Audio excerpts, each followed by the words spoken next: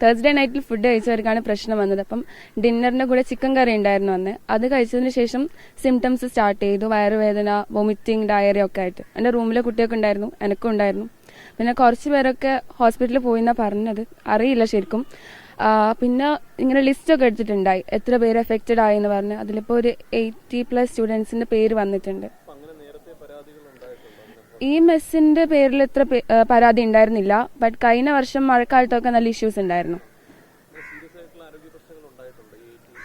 കുറെ ദിവസമായിട്ടും ഇങ്ങനെ വയറുവേദന ഒക്കെ വന്ന് അഡ്മിറ്റ് ആയ കേസസ് ഒക്കെ ഉണ്ടായിരുന്നു കഴിഞ്ഞ വർഷം. ഈ വർഷം അങ്ങനത്തെ കേസ്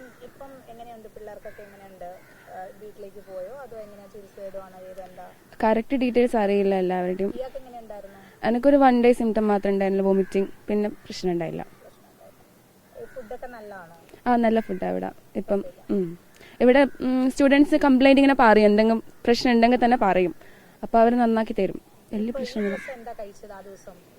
ആ ദിവസം ഫ്രൈഡ് റൈസും ചിക്കൻ കറിയായിരുന്നു രാത്രി.